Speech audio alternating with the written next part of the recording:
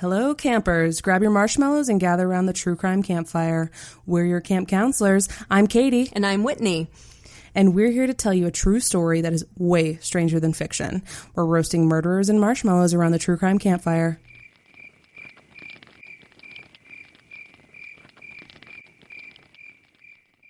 Most of us go looking at one point or another in our lives for something more. Something to give us a purpose. Make us feel like we belong here. For some of us, it's friends or family. For some, it's art or music or helping people. But then, some of us take a wrong turn on that quest for fulfillment, come up against just the right kind of charismatic personality, one who makes us feel loved, needed, special, chosen, and we can lose our compass. It's scary how much sway one person can have over another, and how quickly we can give up our own sense of reality for somebody else's dark vision. This is Demon in Disguise, the Cult at Angel's Landing.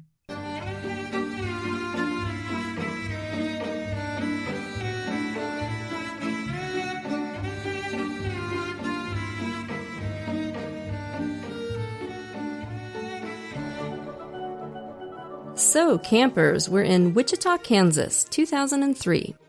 Detective Ron Goodwin of the Sedgwick County PD got an intriguing tip. The tipster didn't say a whole lot, just that Goodwin should look into a guy named Lou Castro and a place called Angel's Landing. Angel's Landing turned out to be a sort of compound just north of Wichita. Several families had built homes there, million-dollar homes, and seemed to live together as a sort of collective. None of them were Wichita natives, and they clearly had a shitload of money. In addition to the fancy houses, the people at Angel's Landing had a collection of expensive cars, Corvettes, Range Rovers, Dodge Vipers. The kids had their own horses. They flew pricey model airplanes. So we're talking about well-to-do folks here, but the thing was, there was no obvious source for all that money. Now that, campers, is a red flag for a detective, especially one with experience in narcotics like Detective Goodwin. The whole thing smacked of drug money. Yeah, money doesn't just come out of nowhere, so investigators look for money that appears to just exist for no reason. If a forensic accountant looked at my bank account, for example, they'd probably be confused with how much yarn, ethically sourced animal bones, and anime merch I buy. But the source of that money is traceable, so they wouldn't be concerned. Well, I'm not going to necessarily agree with you that they wouldn't be concerned. Ethically sourced animal bones, you said. Man, it's like peeling an onion with you, just one fascinating layer after another. Anywho, so Detective Goodwin's spidey senses were on instant alert, and he started digging.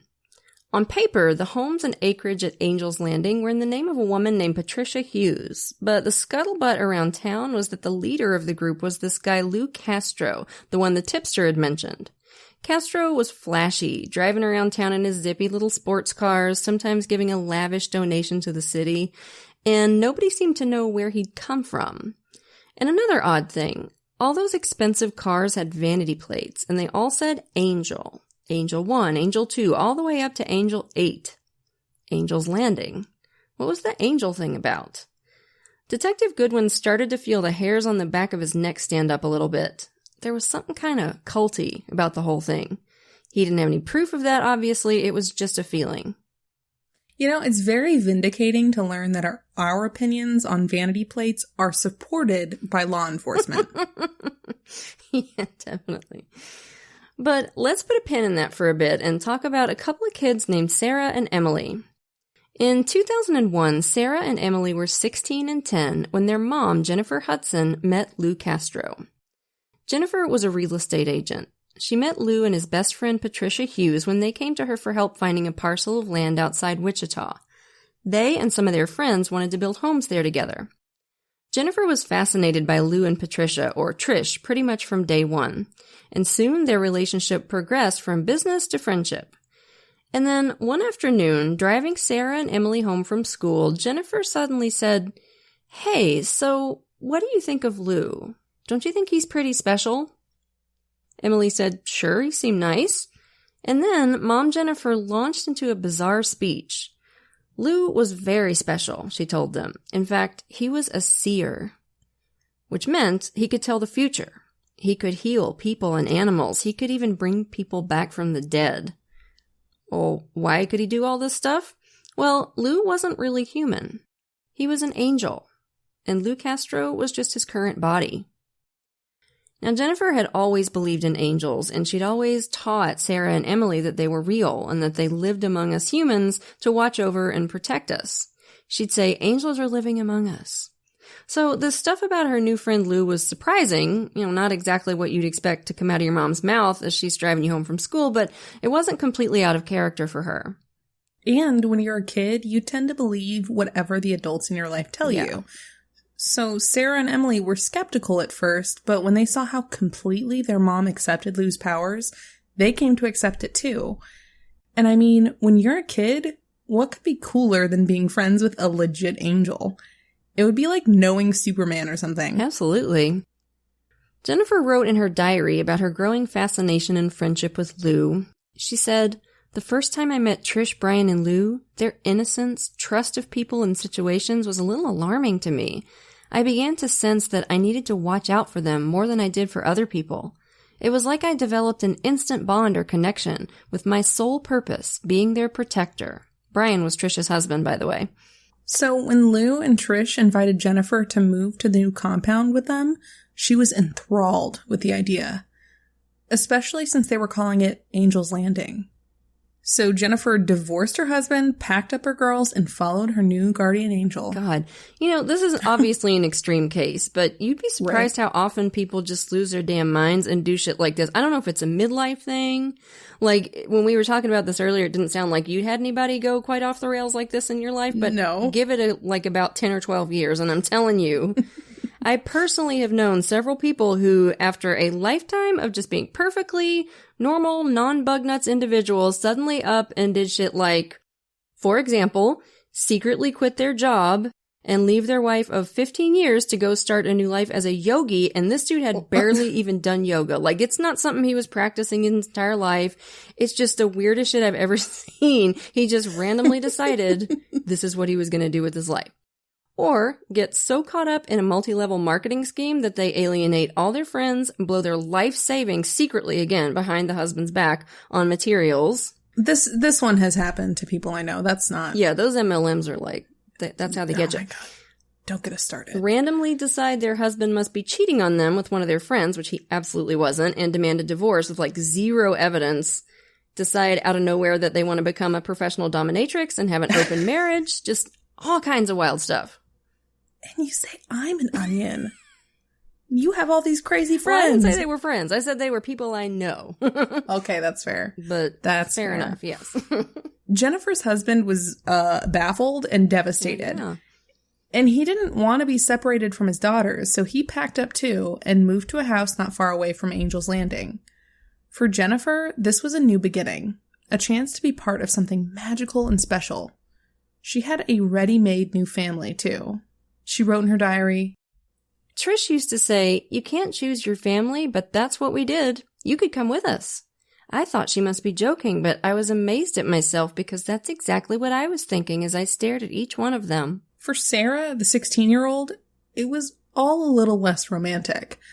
She mistrusted Lou in the beginning. She felt like he was trying too hard to win the kids over.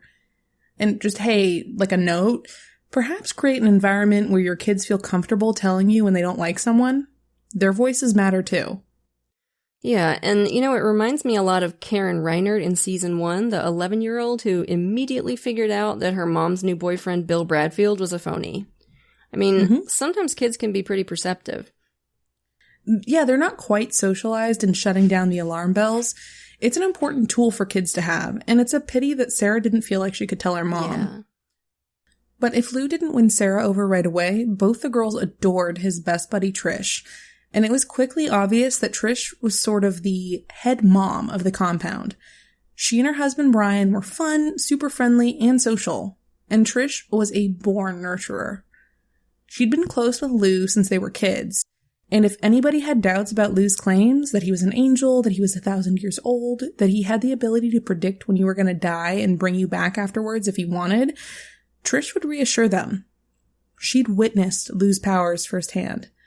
Trish told Sarah that Lou had died once and come back to life. She said she'd seen him bring animals back too. Sarah might not have liked Lou much, but she loved Trish. If Trish said it, it had to be true. So because of the women she loved and trusted, her mom and her new surrogate mom, Trish, Sarah tamped down on that little voice in her gut and that told her that Lou was bad news. We do this all the time, and we usually come to regret it. Yeah, never trust anyone that tells you they know when you're going to die, because either they're lying or they're plotting something. Yep.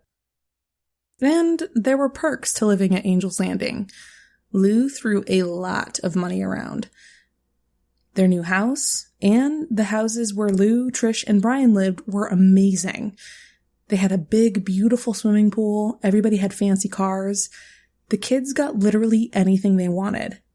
When Emily asked for a horse for her birthday, not really expecting to get it, she got 3. Wow. Who gets 3 horses for their birthday at 11? Holy shit. Little Katie is just so green with jealousy right now.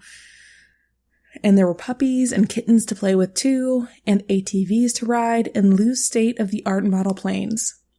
Trish and Brian and their baby daughter weren't the only other folks at Angel's Landing either. There was also Dave Quiring, a big teddy bear of a guy who worked in construction. He'd met Brian at work, and Brian had invited him to a barbecue at the compound. They had lots of barbecues. Dave had met Lou and Trish and hit it off with everybody. It was just what Dave was looking for at the time. His wife had died recently, and he hated being alone, so when Lou invited him to move to the landing, he was only too glad to go. See, Lou targeted people with vulnerabilities like that. People who were lonely like Dave. People whose marriages were in the process of ending like Jennifer. And he also provided for them financially, so they would be less likely to want to leave. And I mean, life was pretty much a non-stop party at Angel's Landing. The adults threw lots of big, extravagant shindigs with lots of drinking and music while the older kids watched the younger ones. They'd invite people from around town. Even a couple of local cops became regulars. In fact, Lou seemed to court the local police. At one point, he donated $19,000 for a new police vehicle. He got a ton of kudos from the city council for that one. But as we all know, campers ain't no such thing as a free lunch. And each new member of Angel's Landing would eventually find out that there was a price to be paid for every bit of Lou's generosity. On June 26, 2003, Lou sent teenage Sarah to go wait for him at a car dealership so they could buy yet another new car. Everybody in the compound had the car dealership owner's number on speed dial. The guy always started salivating at the sight of Lou. So Sarah and Lou had just met up at the dealership when Sarah's cell phone rang. It was 11-year-old Emily, and she was hysterical. She said, "You have to get home right now. Trish fell in the pool." Sarah rushed home to a nightmare. Police and paramedics were already there, and Emily was in tears, holding on to Trish's toddler daughter. Trish was dead. Emily said it happened so fast. The little toddler had fallen into the pool, and when Trish ran down the pool steps to try to save her, she hit her head and drowned. Emily had jumped in and saved the baby, but she was too small to do anything for Trish. She tried, but she just couldn't do it. She was beside herself, poor kid. Ugh. And it certainly looked like an accidental drowning to the first responders. Trish had a wound on her forehead, which seemed to corroborate Emily's story about her hitting her head on the way into the pool, but Detective Goodwin was suspicious. Those spidey senses were really tingling now. Goodwin reached out to the FBI to try and get some dirt on Lou Castro, but they came up with a big fat bunch of nothing. Zilch. Not even a birth certificate. Dude was a ghost. No paper trail? Yeah, that's a red flag. This whole thing was just fishy as hell. Reeked worse than the dumpster behind Red Lobster. Isn't that gross? It's really gross. Goodwin decided to do some surreptitious digging. He was expecting this to turn into a narcotics case, his bread and butter. He began by collecting the discarded trash bags from the Angel's Landing homes and looking through them. This is legal. Once you put your trash out on the curb, it's no longer your property. I'm sure it's also, super gross, but Goodwin felt pretty sure he'd find something in there to either incriminate Lou or give him more info about who the guy was. But sadly, he got bupkis. Just had to sift through a lot of yuck for nothing. Ew. Meanwhile, back at Angel's Landing, everybody was gutted by Trish's death. She'd been such a loving, nurturing presence for everyone, not to mention a ton of fun. Sarah and Emily were especially crushed, but Lou just kept insisting that they shouldn't worry, that Trish wasn't really dead. She was going to come back. So they hoped for that, and they waited. But Trish's husband Brian, suddenly a single dad and widower in his late 20s, was completely devastated. He walked around like a zombie, he cried, he slept with their wedding picture, which just shatters my heart to think about. Lou reached out to Brian more and more as he grieved for Trish, started spending a lot more time with him, in fact, than he ever had before. Lou told him, look, going over to the other side, it's a good thing. No one can hurt you, you feel peaceful and at ease and protected. He talked like this a lot. Crossing over was the ultimate goal in life. He told Brian, you'll someday get your chance to go to the other side. Whether this comforted him at all, we have no way of knowing. After Trish died, Brian was just sad. He took care of his daughter and he went to work, but the light had gone out of his face. If you were an observant outsider and you were paying close attention, you might have noticed that after Trish's death, Lou stepped up his extravagance. More expensive cars, more parties, more. Lou swanked around town in his sort of Johnny Depp the boho years cowboy hats and snakeskin boots and treated himself to whatever he wanted. At one point he met a woman and moved her in, and they got engaged and had a baby together, and so life went on at Angel's Landing. Fast forward a few years after Trish's death, March 2nd, 2006. Brian, who worked as a diesel mechanic and was always incredibly safety conscious, was away visiting family in South Dakota, and he was working on a truck there when the unsecured jack slipped, and the truck crushed him dead. Oh, God. Sarah, Emily, and Jennifer thought maybe it was suicide. Brian had never seemed to fully recover from losing Trish. They knew he could never be careless enough to forget to secure a truck like this. He was an experienced mechanic, so if the jack wasn't secured, could it be because Brian intentionally left it that way? The story around the compound was that just a few hours before they got the call about his death, Brian had called to talk to Lou. They'd had a fairly long conversation, then Brian had asked to speak to his daughter, and according to the rumor, he told her goodbye. Hours later, he was dead.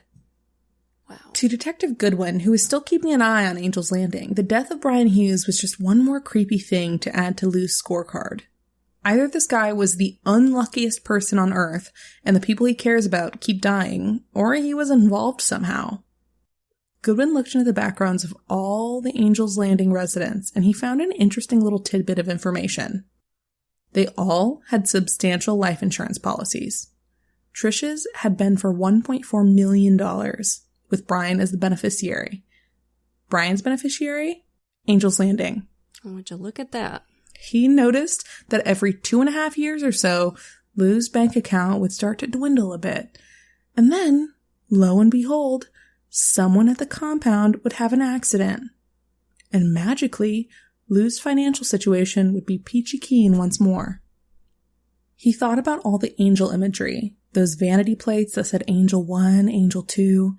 He thought about a bunch of grown adults living in a compound together with a charismatic leader calling the shots. Yeah, I would say generally avoid living in something called a compound. That's not going to end well. No. It never does. Anytime you hear about a compound, it's always like scary ass people, and somebody ends up being a standoff with like the FBI or some shit. It's just not good. And compound is not good. No, thank you. Just say no. Just say no, kids, to compounds. Just say no to compounds. And so Goodwin was sitting there and he was like, there's just something culty going on. Yeah, it just was this feeling he had. It just felt culty. It feels culty. It does feel culty. I have to give it to him. Now, Goodwin had the idle thought one afternoon, could Lou Castro be somehow brainwashing his followers to kill themselves so he could cash in on their life insurance money? It was a pretty far-fetched idea, but it kept nagging at him anyway. It wouldn't leave him alone, especially since all of the, quote, suicides looked like accidents. But Goodwin still didn't really have enough to investigate properly. They hadn't even been able to score a fingerprint for Lou Castro, even after pawing through days' worth of his trash. One day, Goodwin was driving around and spotted one of the cars with the angel vanity plates, so he followed and watched as Lou and one of his followers stopped at a restaurant to eat. Goodwin followed them in, got a table nearby, and after Lou and his little minion left, Goodwin asked the manager if he could take the silverware and cups in for DNA and fingerprint testing. This, again, is legal. So if you're ever under investigation and you don't want him to have your DNA, you better have your head on a swivel.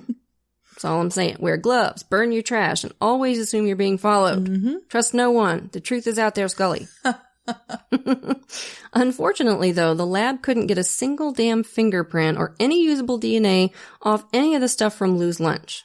Goodwin could just not catch a break trying to figure out who he was dealing with here. It was just incredibly frustrating. Yeah, it was one of those old school, cups with the pebbled exterior, so they couldn't get anything off of it. So we've already talked a bit about what life was like for the denizens of Angel's Landing, and so far it sounded pretty sweet. Except for the deaths, of course. Yeah, that little... Yeah. You've got all this extended family, lots of companionship and support, fun parties, fancy cars. But turns out, there were also some less palatable aspects to living under the eye of Lou Castro. Turns out, he could be anything but angelic. Yeah. At Angel's Landing, it was Lou's way or no way at all. Okay, I mean, you've already bought into the fact that this man is a centuries-old angel, so why wouldn't you listen to him? Right. And he could be bossy and imperious if anybody tried to disagree or challenge him about anything, which is always super fun. Then there were the family meetings he liked to call. He'd give everybody their marching orders to do whatever he needed done around the place, and then, more often than not, he would just lay into people. He'd scream and yell and tell everybody exactly what was wrong with them according to the wisdom of Lou. He'd basically make you feel like a complete piece of shit. It was awful, and because everyone was genuinely buying into the angel routine, it apparently never occurred to anybody to stand up and say, you know what? I don't need dollar store Depp giving me life lessons. Fancy cars ain't worth this. I am out. Nobody ever said that. So everybody just sat there and took it. Then there were the angel personalities. There were 3 of them. Arthur was mean and aggressive and scary.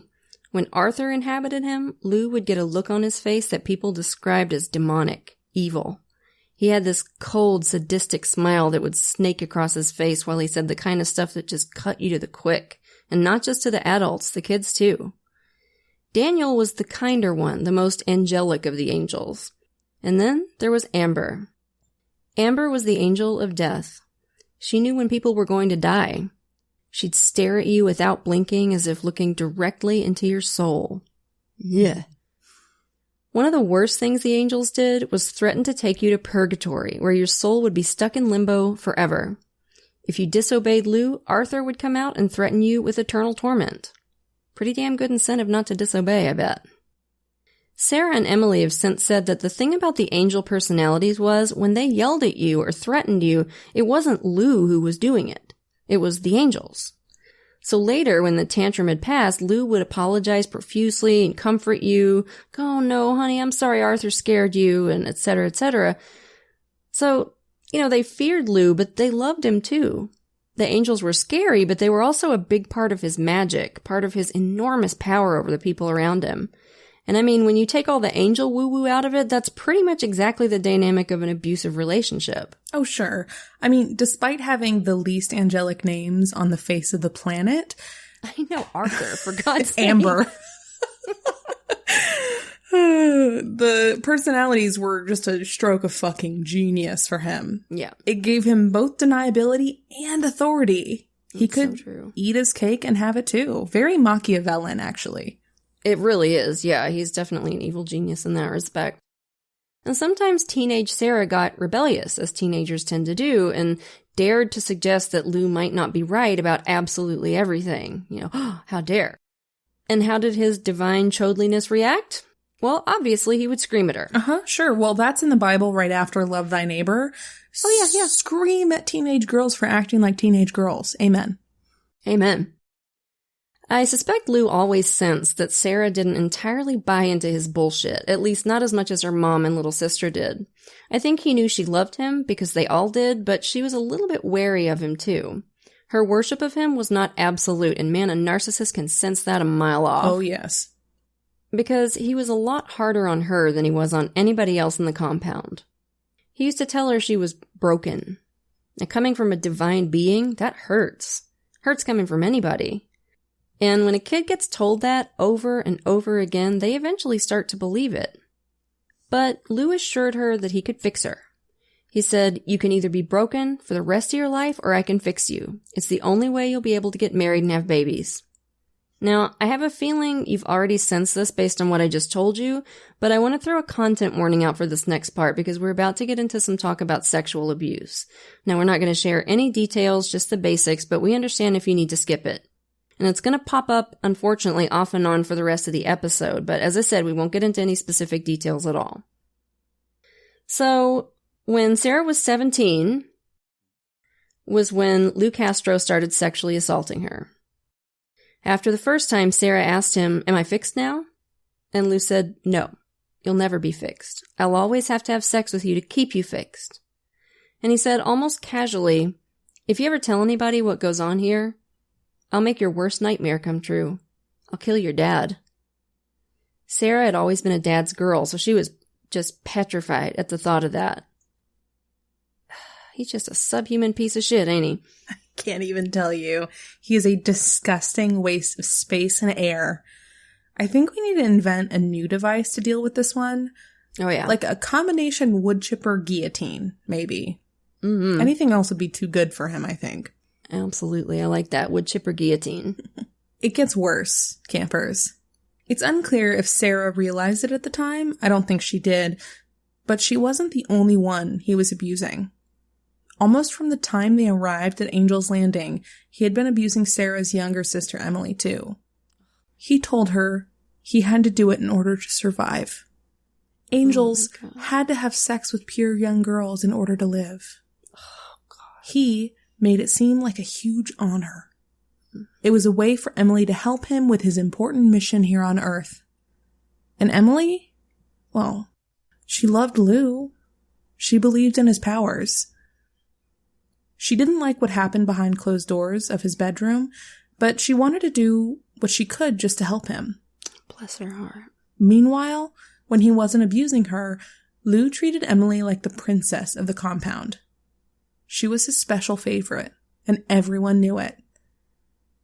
It was only much later that Emily realized how evil he was, and that this was the vilest kind of abuse.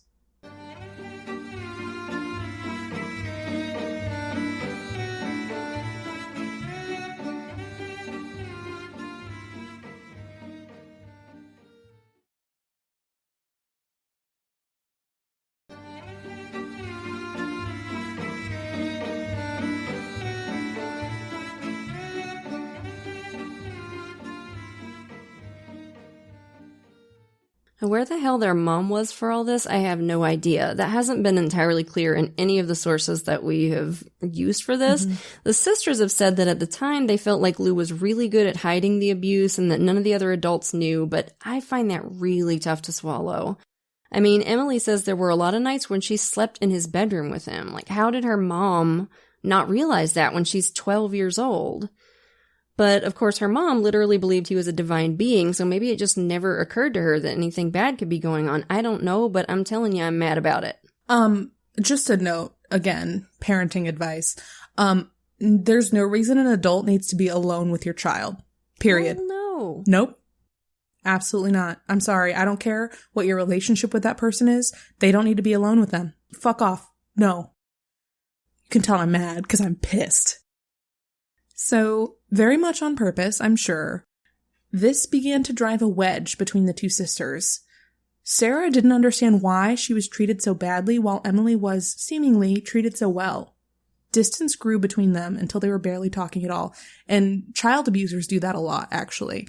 Oh, yeah, definitely. They treat one much better, so they can kind of isolate the one that they treat badly. There was something else that contributed to the gulf between the sisters, too. Emily had a secret. Something she'd been holding inside since she was 11 years old. A secret so deep and dark that sometimes it threatened to swallow her whole. But we'll get to that in a bit. This was life for these two girls for years. And on top of all of that, they had to deal with losing first Trish, then Brian. Fast forward to September 2008. One afternoon, Lou just came into the living room, sat down next to Sarah and Emily on the couch, and said, "It's Jennifer's turn to die." Jennifer, their mother. Sarah jumped up. "No, it can't be my mom. She takes care of everybody. We need her. You have to pick somebody else." Emily started crying, but Lou just kind of shrugged. He said, "No, it's got to be your mom." Amber, the angel of death, had spoken. There was no argument. It was divine will. Now, remember, campers, Lou had placated the girls for years by assuring them that he could bring Trish and Brian back from the dead. "They'll come back. Don't worry. They'll come back." But Trish had been dead for 5 years now. Brian for almost 3. So when Lou said, "It's time for your mom to die," both the girls assumed she wouldn't be coming back. After Lou left, Sarah ran to her mom. She begged her, "Mom, you can't die. You can't leave us." And in Sarah's words, Jennifer basically blew it off. "I'm not going anywhere. Don't worry. It's going to be fine." Fine, yeah.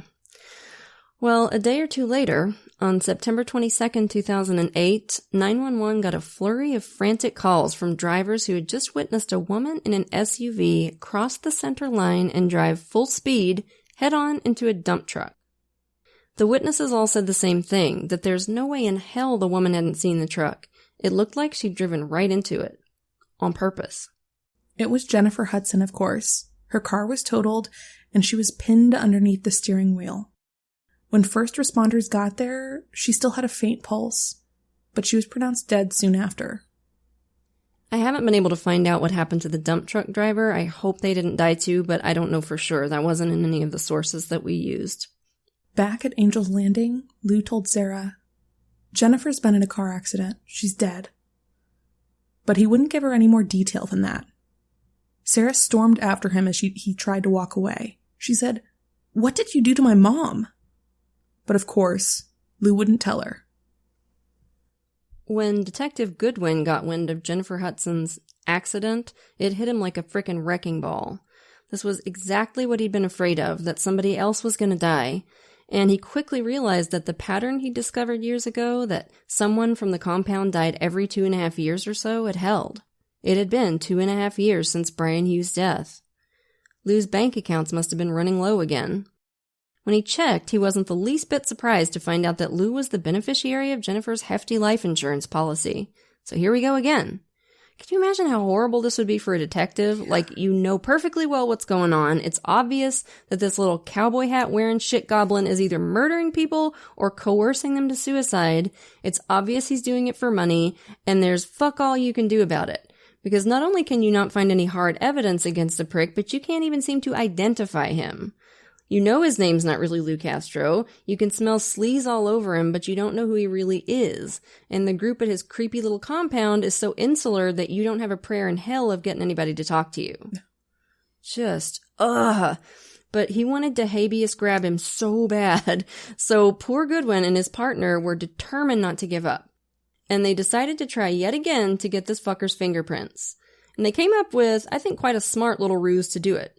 They printed up some glossy photographs of wanted criminals in the area, and then they headed out to Angel's Landing under the pretense of asking the residents if they'd seen any of these ne'er-do-wells. So, glossy photographs apparently are a perfect venue for nice, easily lifted fingerprints, so they were hoping that Lou would leave some. But when they handed him the manila envelope full of photos, Lou took it very carefully with his palms, without putting his full fingertips on it, and then he tipped the photos out onto a pool table and proceeded to sort through them using only his fingernails. Like you do. Yeah. Perfectly normal, everyday, not at all sketchy behavior, right? Yeah. Way to stay under the radar, man. Well played. It was blatantly obvious that he knew exactly what Goodwin and his partner were doing, and that made the hairs on the back of the detective's neck stand up. It was just eerie watching him carefully move those photos around without putting a single print on any of them. It was one of those, I know that you know kind of moments. Creepy. Yeah, would fit in a Scorsese film, probably. Yeah, definitely. Of course, Goodwin freaked out. As they drove away from Angel's Landing that day, they felt like they'd blown it. Castro knew they were onto him, and now he was probably going to take off and make sure nobody ever found him. Sarah remembers that day. She says as soon as Detective Goodwin and his partner left, Lou started acting all nervous and squirrely. He said, "They're coming for me." But he wouldn't specify who they were or why they were coming. But within a day or two, he took off for Tennessee to look at properties. It was time to move on. Angel's Landing 2.0, here we come. Sarah, by this point, was 24. She'd just lost her mom. Her sister Emily wasn't really talking to her. So when Lou came back from Tennessee and announced that they were moving there, Sarah just point-blank refused. She was not going. Lou ranted and raved and yelled, but Sarah was done. She didn't want to leave her dad. So Lou and Emily went without her. And finally, for the first time since Lou had come into her life, Sarah felt free. She wasn't under his constant control anymore. He wasn't watching her every move. She started making friends, going out, and having fun. And one night, at a bar with her girlfriends, she met a guy named Dan McGrath, and they hit it off hard. Big love, when it's the real thing, can be life-changing. Especially if you're used to the opposite of all this, having someone actually respect you and like you and validate you and treat you with kindness can really help you start to heal from whatever's hurt you in the past. And if you've been in an abusive situation, it can help you kind of get the push you need to start exorcising all those demons. That's exactly what happened with Sarah. She'd been with Dan for a few months when one day Lou called and started screaming at her over the phone. He still had his little fifis hurt by the fact that she'd refused to move to Tennessee with him. Oh. And every now and then, he called to let her know about it. Sarah was out on Dan's back porch taking the phone call, and Dan heard her side of the conversation and came out to see what the hell was up. He mouthed, "Just hang up on him." Well, I mean, that just seemed ridiculous to Sarah. She said, "It's Lou. Like, I can't. What?" So Dan took the phone out of her hand and he said, "Don't you ever call her again," and hung up. Yeah. He said, "I could tell their relationship was toxic. Something was up." Dan had met Lou a couple times before, and he got bad vibes from minute one. He noticed the inappropriate, kind of proprietary way that Lou touched Sarah and Emily like they were possessions. Dude was just oily. Yeah, and one time Dan had overheard Lou on the phone talking about using somebody else's identity to fly under the radar in Tennessee. That's not normal. So he already had concerns, and then Lou called up and had the nerve to scream at his girlfriend. Dan was fucking done. Yeah, in case you can't tell, we like Dan. Dan's a damn hero. We stan Dan. Dan is the man. We stan Dan. And for Sarah, this was a turning point. Dan hung up on Lou. I would imagine it felt both scary and incredibly liberating. And this is one of the most powerful feelings in the world. If someone is messaging you or calling you, you don't have to interact with them. You can just block them. The moment I figured that out, I felt like I solved cold fusion. It was like the most intoxicating feeling of relief of, oh, you mean I don't have to listen to this person sending me disgusting messages? Phew. Yeah. When they went back inside, Dan sat her down and they talked about Lou. After a while, he asked, "Sarah, did he sexually abuse you?" And suddenly, for the first time ever, it clicked in Sarah's head that that was what he'd done. She'd never really thought of it that way before because that was how powerful Lou was in that community. But now she got it. She'd been raped by this man for 5 years. He was an abuser, and none of this was normal. None of it was okay. Dan was pissed. He waited until Sarah fell asleep, and then he jumped on his computer. He found the FBI's website, and he sent them an email. The subject line read, "Please read." Daniel wrote, "My girlfriend Sarah Hudson has escaped from an abusive cult-like environment and confided in me about it." And then he gave the feds something worth its weight in diamonds, something that would soon have Detective Goodwin drooling like a dog with a plate full of bacon. Dan wrote, Castro has acquired the identity of Joe Venegas. Castro has acquired great sums of money from several life insurance policies and has threatened to kill people who talked about him. The deaths at Angel's Landing are questionable. Ooh boy, campers, it was on now. So when the feds got this email, they immediately tipped off Detective Goodwin. And it was like Christmas morning and his birthday rolled into one. I bet. For the first time, they had somebody who had something of an insider at Angel's Landing and was willing to talk about it. Plus, they had Lou's new identity, Joe Venegas.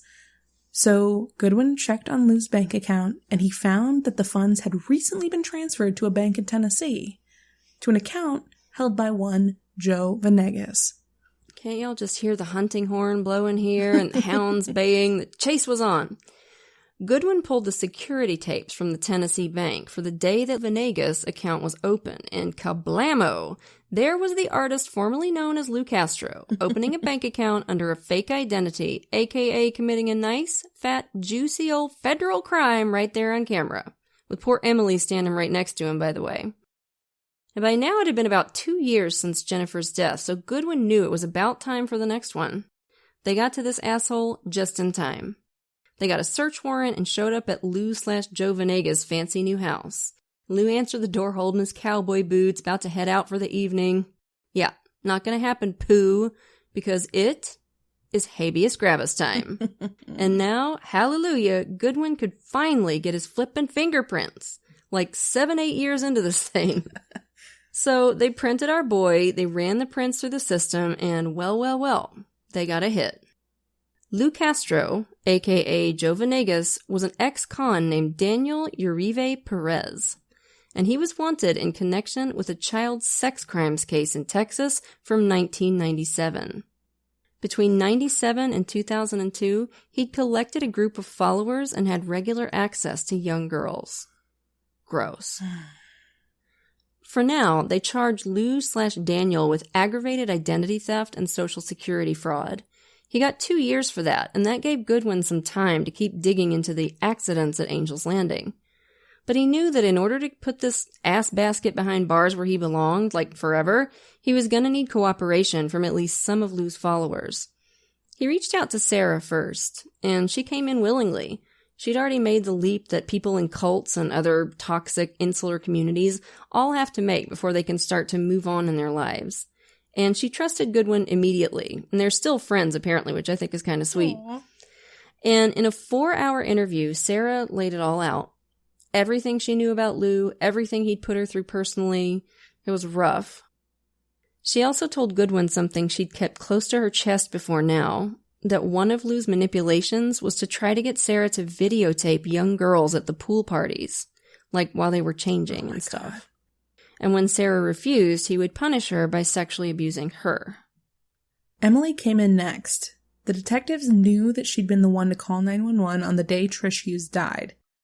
She was only 11 at the time.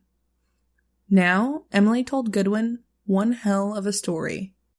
On the day Trish died, they were all sitting out by the pool having lunch. Emily, Sarah, Lou, Trish, and Trish's toddler daughter.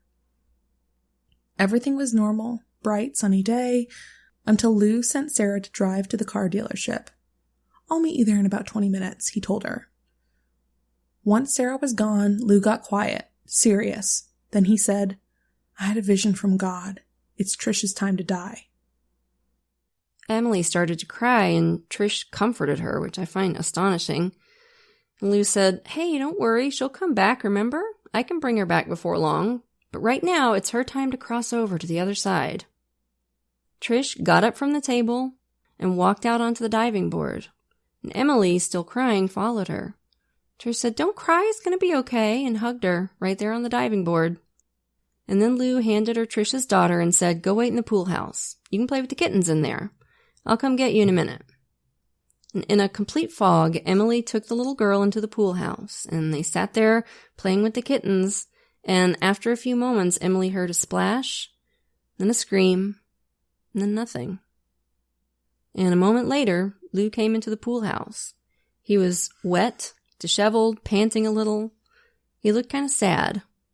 And he said, Emily, I'm trusting you with this. I can't trust your sister, but I know I can count on you. He told her, wait 20 minutes to give me time to go meet Sarah at the car dealership and then call 911. He said, be sure you and the baby jump in the water so you'll both be wet.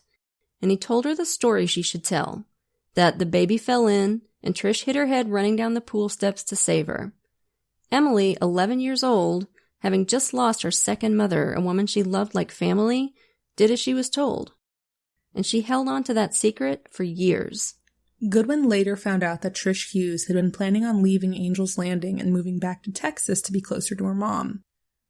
Guess Lou couldn't let his golden goose get out from under his control. Time to cash in.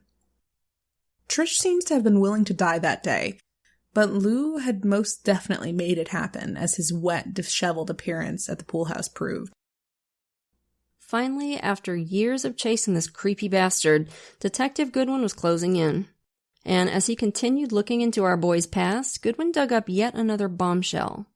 Daniel Perez had also been linked to 3 deaths when he was living in North Dakota in 2001. Before Angel's Landing was even a thing, a beautiful, free-spirited woman named Mona Griffith had met Daniel, already going by Lou Castro by then, I think. Like Jennifer Hudson would be years later, she'd been taken with Lou and his handmaid family. Mona was always the type to follow her heart's desire and act on a whim. Her marriage was already in the process of breaking up, so she took her daughter Lindsay, who was in elementary school at the time, and she moved in with Lou and Trish and Brian. Her son Cody didn't want to leave his dad, so he refused to go. He had no idea at the time what a huge deal that decision would turn out to be. Not long after she moved in with Lou and company, Mona met a new boyfriend named Jim Chase. Jim was a pilot, and for Lindsay's 12th birthday, he and Mona decided to take her on a little trip out of state. Jim would fly them there in his plane, just like celebrities, and, they were all really excited. But on the way there, the plane went down. All 3 of them died in the crash. The plane was actually missing for quite some time, but even before it was found, Daniel Perez was calling Mona's life insurance company to ask about cashing in on her $750,000 policy, of which he was, of course, the beneficiary. Can we just take a moment to absorb the dipshittery of that, by the way? Like, to call before they found the missing people? Smooth, man. Good job. So stupid. It took Mona's son Cody years to fully absorb the implications of all this. When the deaths at Angel's Landing happened, he and his dad realized how likely it was that Mona, Jim, and Lindsay were Perez's first victims. Whether he sabotaged the plane somehow or just talked them into suicide, Cody is convinced that he was involved. Yeah, me too. Me 3. Goodwin had what he needed by now, and at long last, Daniel Perez went to trial on 28 counts: rape, child exploitation, fraud, and Patricia Hughes' murder. The trial began in February 2015. Sarah and Emily both testified, terrified, so much so that Sarah had to be helped to the stand. Bless her heart. But determined. We can't say enough what absolute badasses both these women are, by the way. Oh, hell yeah. They helped bring down a true monster, and they've both managed to make beautiful lives for themselves despite all the hell Perez put them through. Throughout the entire trial, Daniel kept smirking and, quote, trying to hold power over his followers, according to reporters. Pathetic. Ugh. I love/hate when they get pretentious and smirky at trial, because on one hand, it brings me great pleasure to know that they don't have any idea what's coming. But on the other hand, it does make me want to hip check them into oblivion. And Daniel testified on his own behalf, because of fucking course he did. Yep. Don't they all? And he was about as convincing as one of those scam calls where they address you as vehicle owner and tell you your car warranty is about to expire. Get this shit. He said he took the name Lou Castro after being beaten into unconsciousness by a group of uniformed men. When he came to, Trish Hughes kept calling him Lou Castro, so he decided to go with that. Okay, I'm just going to blue sky this. Sure. So his story here is that some uniformed men, we don't know what kind of uniforms, could be police, could be Wendy's, beat him into unconsciousness, and then left him where they found him, presumably. Sure. And then for some reason, when he woke up, Trish was there. And she said something like, "Hey, Lou Castro, what happened to you?" Is that the story, Daniel? Yes. Seriously? Yeah, good one. Why would she call him Lou Castro if that wasn't his name? They'd known each other since they were kids. I just cannot with this dipshit. That is just the most absurd story I've ever heard. Maybe she was like, "Hey, Lou Castro, wink." Like, yeah. You know, for some reason, your name is now Lou Castro. Nudge, nudge. We have to change your name. While he's laying there beaten to a pulp. Yeah, I mean, those roving gangs of Wendy's employees, you gotta watch your back. He also claimed that he got all the money he used for his fancy lifestyle from a red duffel bag that Trish Hughes gave him. He said he wasn't 100% sure where it all came from. At the time, he kind of just assumed it was from the sale of a house and car he didn't know about or something. But he didn't ask, because why would he? Damn it, Jim, he's an amnesiac, not a doctor. Well, it's convenient that the one person who could refute all this stuff happens to be dead, isn't it? Mm-hmm, mm-hmm. And millions of dollars in a duffel bag would be just incredibly heavy. It's just, bizarre. It doesn't make sense. Campers, if you're going to make up a lie, make it make sense. Okay, I have to apologize in advance for this one. He claimed that the allegations of sexual assault couldn't possibly be true because he had a dick injury from the 90s that made him unable to have sex forcefully. It would only work with the partner's cooperation, he said. Oh my God. Yeah, that's not how any of this works, you absolute walking fucking nightmare. First of all, I'm sure his alleged penile problem is probably 100% bullshit. But even if it wasn't, you don't have to achieve an erection to commit sexual assault, dipshit. Yeah, especially not when your victims are members of a cult that you started and think you're a goddamn 1,000-year-old angel and you've threatened to kill their dad.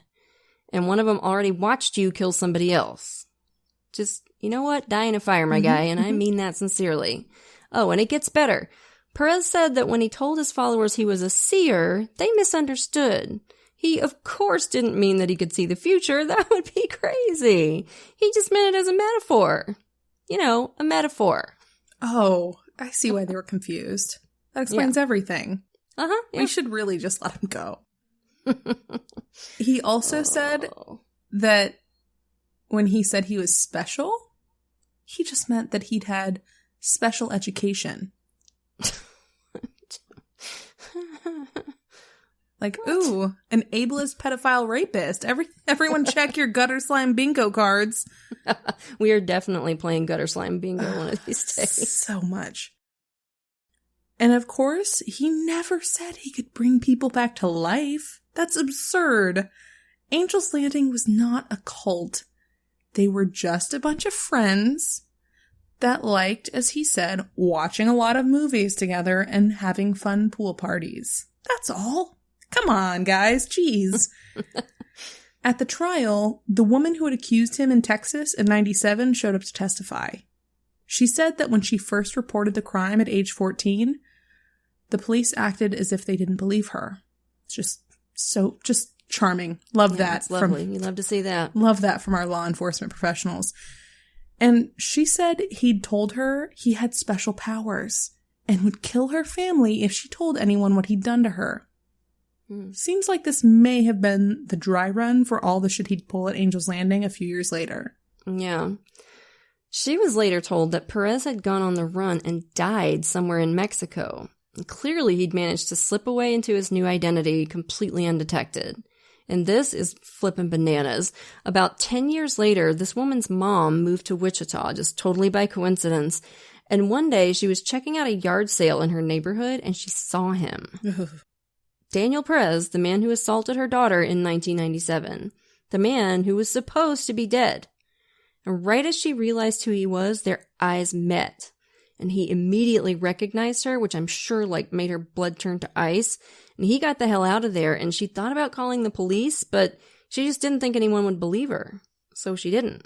But holy shit, it's like a moment from a horror movie. So anyway, fortunately for all of us, Daniel Go Fuck Yourself Perez was found guilty on all 28 charges and sentenced to a hefty 80 years in prison. He's in Lansing Correctional Institution now, and he will come out of there in a body bag, which is fine with us. The deaths of Mona and Lindsay Griffith, Jim Chase, Jennifer Hudson, and Brian Hughes are still considered accidental, because how the hell could you prove otherwise? But the people who loved them know better. Lou Castro / Daniel Perez is a pure predator who saw people as tools for his use, and he used his charisma and his stories about angels to lure in vulnerable people. Use him up, spit him out. Once he started running out of cash, your life was forfeit. And in the meantime, he'd abuse your children, too. All that mattered to this creature was money, sex, and feeding his ego. And I wonder who would have been the next victim if he hadn't been caught when he was. I'm sure that question has kept Emily up at night quite a few times, too. Definitely. So, yeah. Cults. Cults are bad, okay?